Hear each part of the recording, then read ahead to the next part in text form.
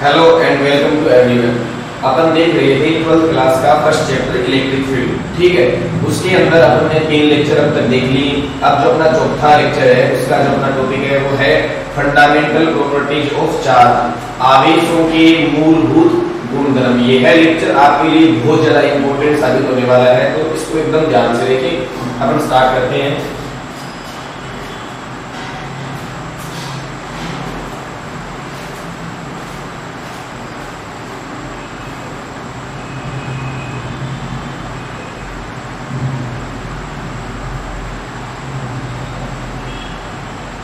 आवेशों के मूलभूत गुणधर्म, जिसको इंग्लिश में बोलते हैं फंडामेंटल प्रॉपर्टीज ऑफ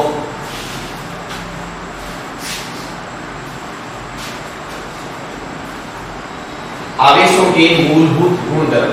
तो आपको पढ़ने के लिए 3 मूलभूत गुणधर्म मिलेंगे, जिनमें से पहला है आपका, जिसका नाम है आवेशों की योज्यता, एडिटिविटी ऑफ चार्ज। ठीक है, अपन उसको देखते हैं। पहला है आपका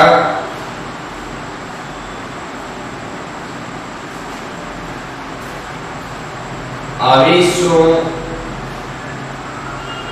की योज्यता,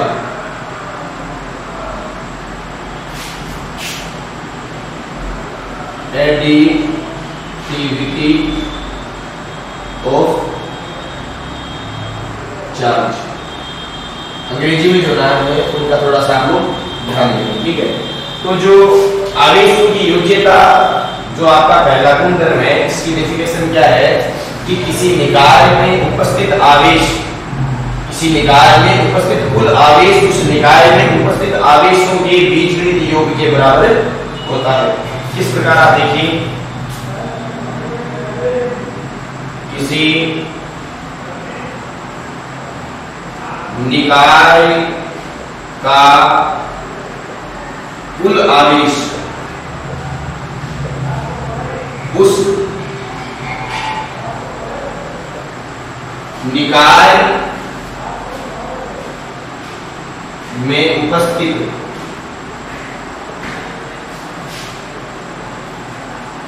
सभी आवेशों के बीजगणितीय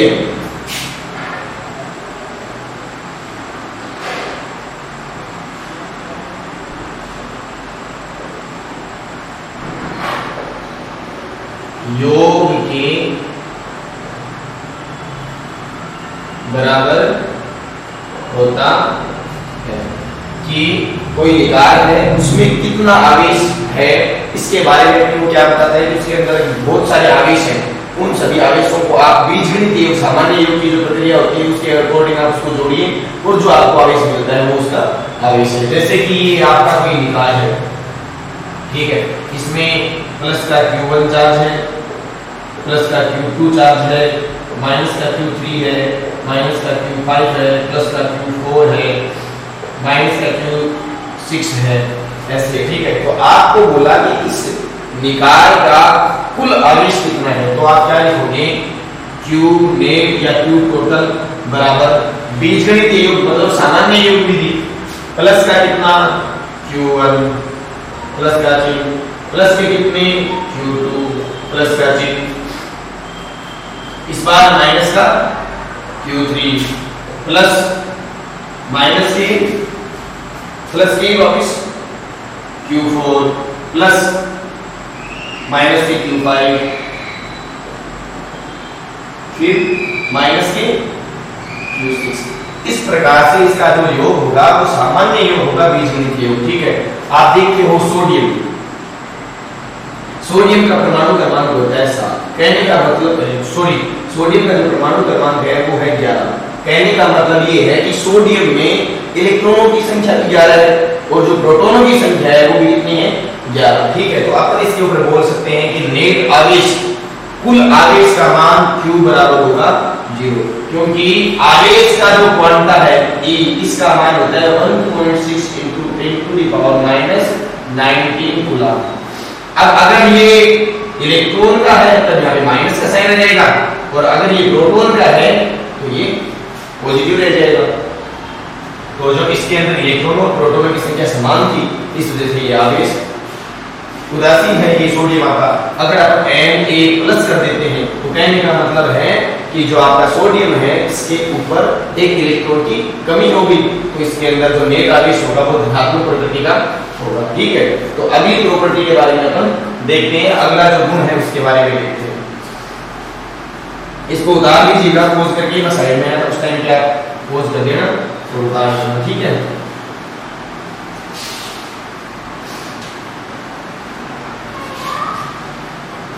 आवेशों का जो अगला गुणधर्म है उसको बोलते हैं आवेश संरक्षण।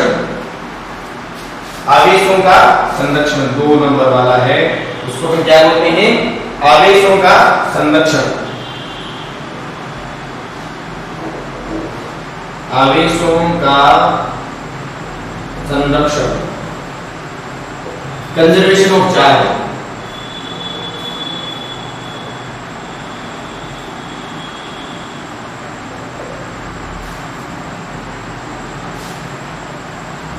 कंजर्वेशन ऑफ चार्ज क्या बोलता है?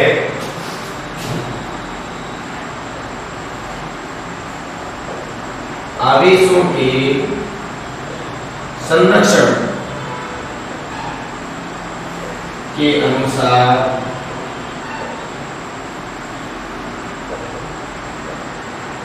किसी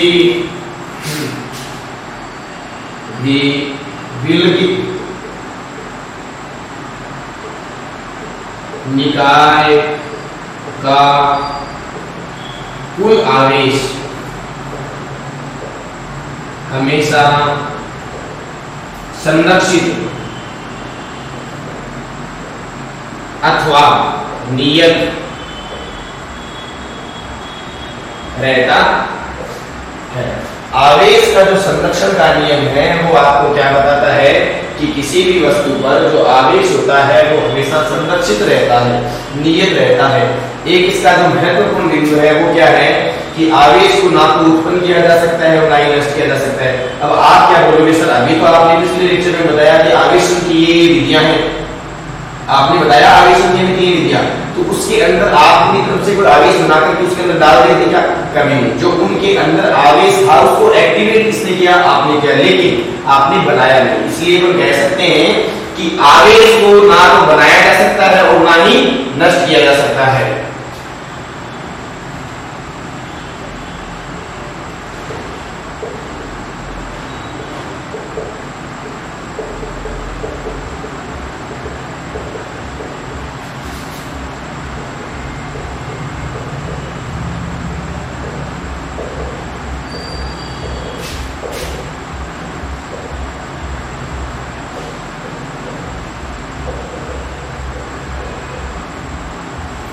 केवल ना तो बनाया जा सकता है और ना ही नष्ट किया जा सकता है। केवल एक वस्तु से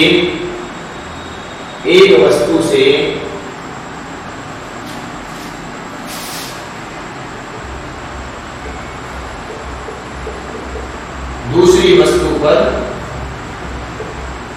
स्थानांतरित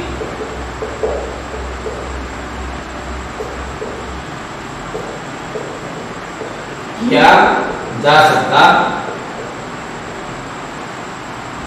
ठीक है, तो अपन ने देखा कि आवेश है वो एक कंजर्व क्वांटिटी है जिसको ना तो उत्पन्न किया जा सकता है ना ही नष्ट किया जा सकता है। केवल एक वस्तु से दूसरी वस्तु पर आप ट्रांसफर कर सकते हो। घर्षण में भी आपने क्या किया था? एक से लेकर के दूसरे को दे दिया तो एक ऋणावेशित हो गया था और एक धनावेशित हो गया था। अब आवेश संरक्षण को है अपन कुछ एक उदाहरणों की सहायता से समझते हैं। तो इसके उदाहरण लिखिएगा, इसको नोट कर लीजिए। ठीक है,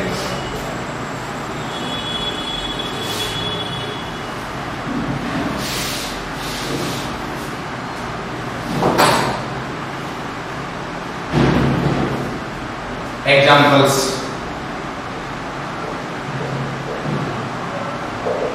पहला है आपने एक कांच की छड़ ली। ठीक है, ये क्या थी? कांच की छड़। दूसरा क्या लिया आपने?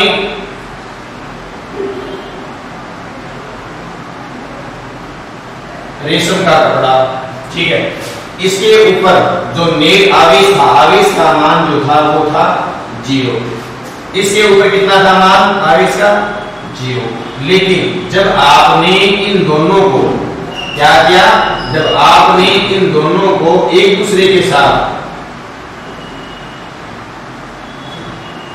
घर्षण करवाया, तब आप क्या पाते हो कि कांच की छड़ पर कुछ ना कुछ आवेश आ जाता है और रेशम की जो कपड़ा है, रेशम का जो कपड़ा है उस पर आ जाता है कुछ ना कुछ ऋणावेश, ठीक है। आप इसमें देखते हो कि Q बराबर आवेश कितना आता है N प्रोटॉन। N प्रोटॉन का मतलब कितने जाएंगे 1 2 3 4 5 और जितने प्रोटॉन आएंगे उतने इस पर इलेक्ट्रॉन आएंगे, ठीक है। तो इसके ऊपर आवेश का मान है -Ne। क्यों? क्योंकि जो इलेक्ट्रॉन है, जो आवेश का क्वांटा होता है वो होता है कि प्रोटॉन के लिए वो धनात्मक होता है और इलेक्ट्रॉन के लिए ऋणात्मक होता है। अब आवेश संरक्षण का नियम क्या कहता है कि आवेश हमेशा नियत रहता है, तो इस प्रकार नियत रहता है। पहले देखते हैं अभिक्रिया जो घर्षण था उससे पहले कुल आवेश, कुल आवेश Q बराबर 0 + 0 = 0। घर्षण के बाद कुल आवेश Q बराबर Ne - Ne बराबर 0। तो आप क्या देखते हो कि घर्षण से पहले भी आवेश 0 था और घर्षण के बाद भी आवेश 0 ही मिलता है, ठीक है। तो आप इसको नोट डाउन कर लीजिए। इससे अगला जो एग्जांपल है वो देखिए,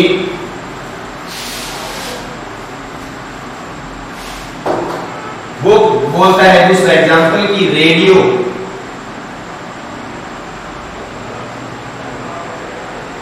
एक्टिव व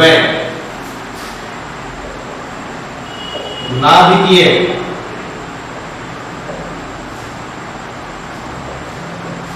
अभिक्रियाओं में भी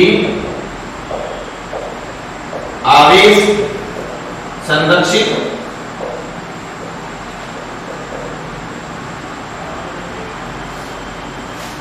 नाभिकीय विक्रियाएं और रेडियोएक्टिव विक्रियाएं हैं, उनमें भी आवेश संरक्षित रहता है। तो इसका एक एग्जांपल देखिए कि आपके पास यूरेनियम जिसका परमाणु क्रमांक कितना होता है 92 और जो परमाणु की जो द्रव्यमान संख्या है वो कितनी होती है 238। जो नीचे होता है वो परमाणु होता है। परमाणु का मतलब इसके अंदर इतने ही इलेक्ट्रॉन है और इतने ही प्रोटॉन है। ऊपर है द्रव्यमान संख्या, प्रोटॉनों और जो न्यूट्रॉन है उनका योग ऊपर कितना है 238। कितने है ऊपर परमाणु द्रव्यमान। ये जो यूरेनियम है ये टूट करके thorium 19 thorium 234 plus 2He4 helium 4 के अंदर टूट करके बनता है। तो इसके अंदर आप देखिए कि परमाणु क्रमांक, आप परमाणु क्रमांक बोल दो या फिर इसके अंदर इलेक्ट्रॉनों की संख्या या प्रोटॉनों की संख्या बोल दो, कितनी है 92। अभिक्रिया के बाद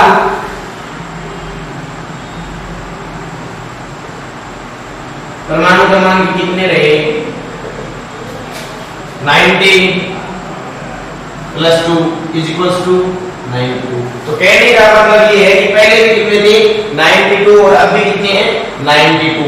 तो इसके अंदर किसी भी प्रकार का परिवर्तन नहीं हुआ। तो क्या हुआ आवेश का संरक्षण हुआ। इसको नोट डाउन कर लीजिए।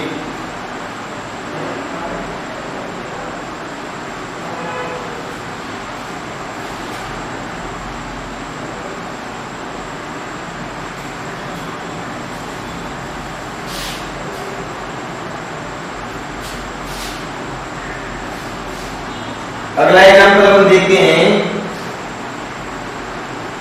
हाँ,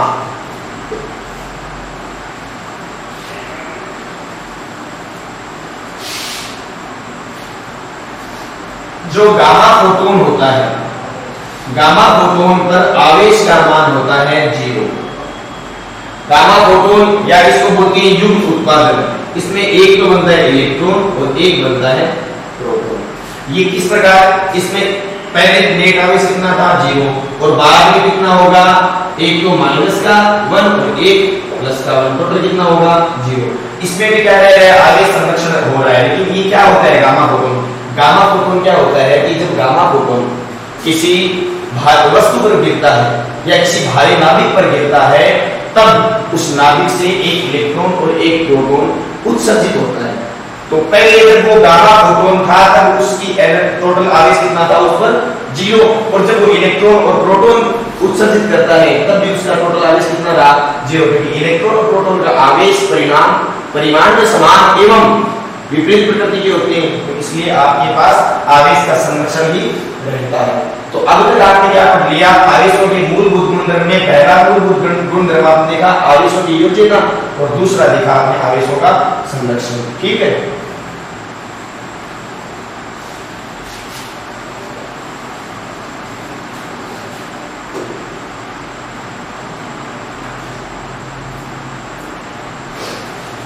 ये थोड़ा सा इंपॉर्टेंट है। 3 नंबर वाला आवेशों का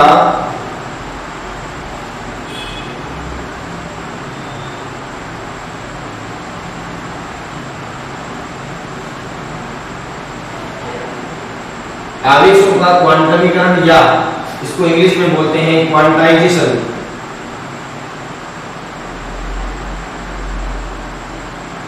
ऑफ चार्ज। ठीक है, तो आवेशों का क्वांटीकरण क्या बोलता है कि किसी निकाय में उपस्थित कुल आवेश इलेक्ट्रॉन या प्रोटॉन का पूर्ण गुणज होता है। क्या होता है कि किसी निकाय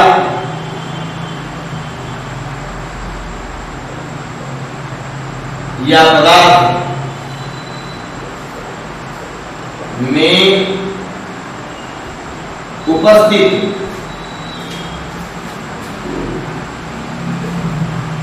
कुल आवेश के क्वांटा का पूर्ण गुणज होता है। कि किसी निकाय में उपस्थित कुल आवेश उस निकाय में उपस्थित इलेक्ट्रॉन या प्रोटॉन का पूर्ण गुणज होता है। इलेक्ट्रॉन या प्रोटॉन का पूर्ण गुणज होने का मतलब आवेश का क्वांटा, आवेश का क्वांटा होता है E बराबर 1.6 × 10⁻⁻19 कूलम। ठीक है, इलेक्ट्रॉन के लिए माइनस लगा दोगे और प्रोटॉन के लिए प्लस नहीं रहेगा, केवल इतना ही डिफरेंस है। तो इसके अनुसार बोलता है कि पूर्ण गुणज होगा इनका। पूर्ण गुणज होने का मतलब कि आप कहो ना कि किसी पदार्थ के ऊपर 0.45 कूलम आवेश नहीं हो सकता, आप बोलो कि किसी निकाय के ऊपर 0.25 कूलम आवेश नहीं हो सकता। अगर उस पर आवेश होगा तो वो कितना होगा, या तो एक इलेक्ट्रॉन प्लस का, एक तो या एक प्रोटॉन या 2 प्रोटॉन, या फिर एक इलेक्ट्रॉन या 2 इलेक्ट्रॉन, मतलब जो E है आवेश का क्वांटा है उसका पूर्ण गुणज होगा। जैसे मैं आपसे पूछ लूं कि क्या किसी वस्तु पर, आपको इसके अंदर मैं अच्छे से न्यूमेरिकल करवाऊंगा, तो मैं आपसे ये पूछ लेता हूं कि क्या किसी वस्तु पर 3.2 × 10⁻⁻19 कूलम आवेश हो सकता है? बताओ, हो सकता है क्या? तो इसके लिए आपको जो आवेशों का क्वांटमीकरण है उसके अंदर एक सूत्र पढ़ने को मिलता है कि Q बराबर आवेश हो सकता है कितना, Q बराबर n(E). ठीक है, n(E) का मतलब है n यहाँ पर क्या है, number of electron and protons, या तो इलेक्ट्रॉन या प्रोटॉन की संख्या, और E है वो आवेश का क्वांटा है। तो आपको पूछा है कि क्या इतना आवेश हो सकता है, तब तो आप कहें कि वो Q का मान आपको दे रखा है 3.2 × 10⁻⁻19 कूलम बराबर L का n और E का मान हमने पता है 1.6 × 10⁻⁻19 कूलम। n के इधर ले जाने पर ये इसके बटा में आ जाएगा, तब क्या होता है n बराबर 3.2 × 10⁻⁻19 कूलम बटे 1.6 into 10 to the power minus 19 coulomb. ये आपस में कैंसिल आउट हो जाएगा। 3.2 डिवाइडेड बाय 1.6 इक्वल्स टू आपके पास क्या आता है 3.2 बटे 1.6 और इसमें पूरा पूरा भाग होता है। n का मान कितना आया 2। तो इसका मतलब आप कह सकते हो कि n का मान एक पूर्णांक है। पूर्णांक का मतलब जो पूर्ण अंक है, तो इतना आवेश किसी वस्तु पर हो सकता है। ठीक है, आप इसको बताइए, इसके बाद में अपन करेंगे इससे संबंधित काफी अच्छे अच्छे न्यूमेरिकल्स।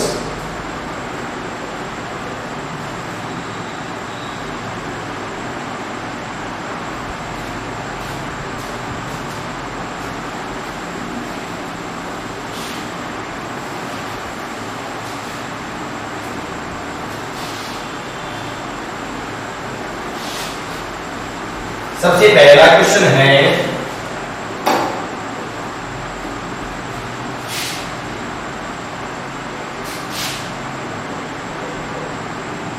क्या किसी पदार्थ या निकाय पर 12.8 गुणा 10 की घात माइनस 18 कूलम आवेश हो सकता है? अगर हो सकता है तो क्यों, और नहीं हो सकता है तो क्यों? ठीक है, तो सबसे पहले अपने को क्या दे रखा है यहां पर Q का मान। Q का मान आपको कितना दे रखा है 12.8 गुणा 10 की घात माइनस 18 कूलम। अपने पास फॉर्मूला सीधा है Q बराबर n E।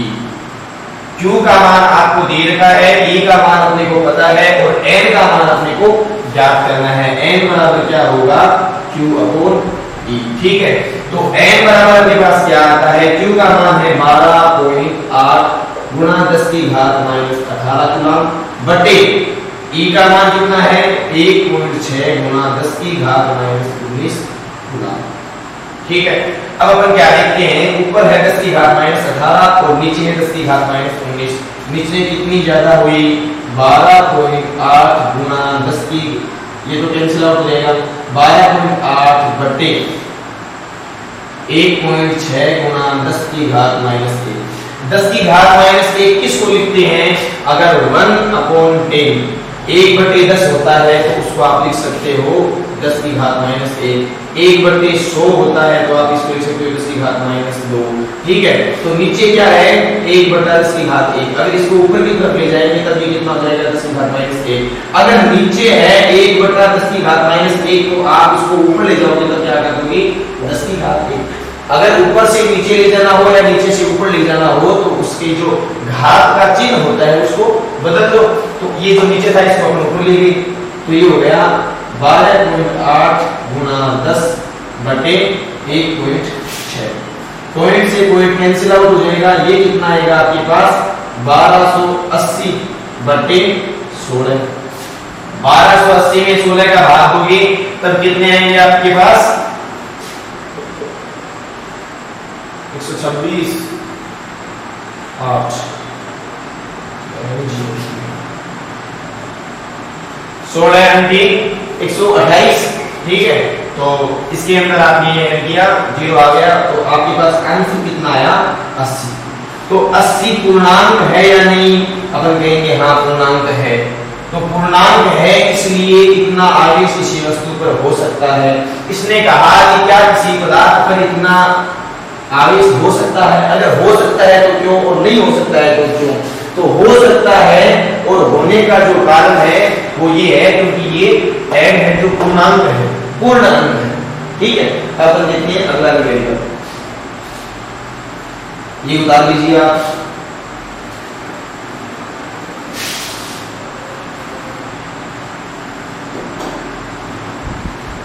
अब अपन से पूछा है क्वेश्चन, सिंपल सा क्वेश्चन है, एक कूलम आवेश में कितने इलेक्ट्रॉन होते हैं। ठीक है, एक कूलाम आवेश में कितने इलेक्ट्रॉन होते हैं? तो अपने को क्या पता है कि Q का मान अपने को कितना दिया है इसके अंदर, एक कूलाम। इलेक्ट्रॉन का मान कितना होता है, -1.6 गुणा 10 की घात -19 कूलाम। इलेक्ट्रॉन का आवेश कितना होता है? अब एक कूलाम में कितने इलेक्ट्रॉन होंगे? तो अपने पास फॉर्मूला क्या है, Q बराबर N ऑफ E। अगर अपने को N का मान निकालना है, number of electrons in this आवेश, Q upon E minus. Q का मान आपके पास 1 कूलाम और E का माइनस के 1.6 गुणा 10 की घात -19 कूलाम। ये ऊपर जाएगा तब क्या आएगा,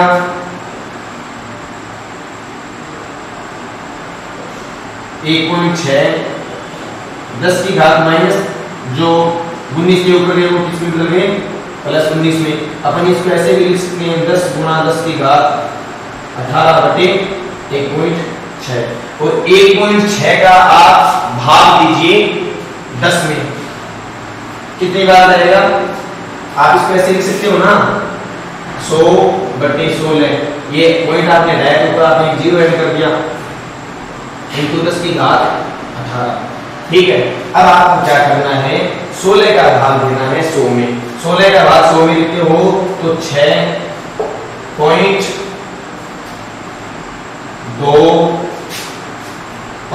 गुणा 10 की घात प्लस के 18। कहने का मतलब है एक कूलाम इतना बड़ा होता है कि उसमें 6.25 गुणा 10 की घात 18 इलेक्ट्रॉन्स होते हैं। ठीक है, तो आपका ये क्वेश्चन भी हो गया, इसका नोट डाउन कर लीजिए।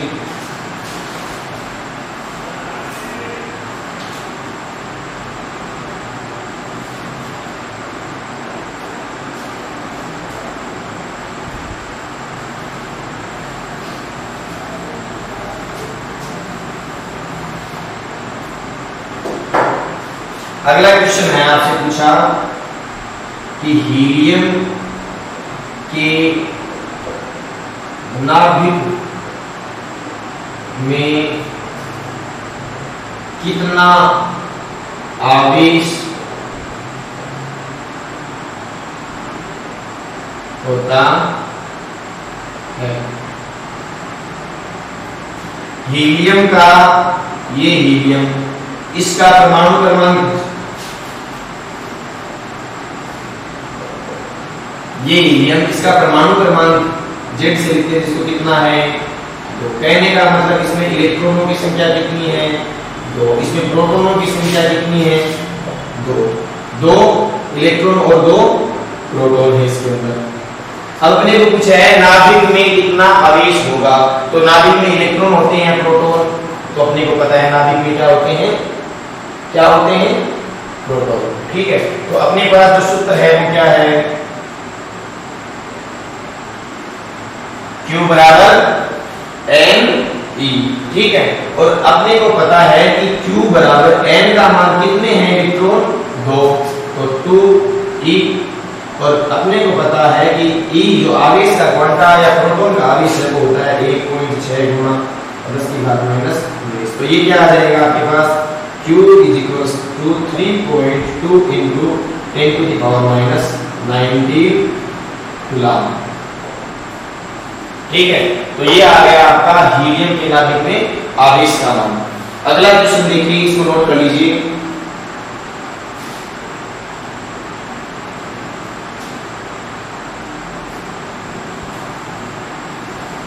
इस बार जो क्वेश्चन है वो काफी अच्छा क्वेश्चन है, ध्यान से देखिए उसको। क्वेश्चन है, किसी वस्तु से कितने इलेक्ट्रॉन बाहर निकाले जाएं? किसी वस्तु से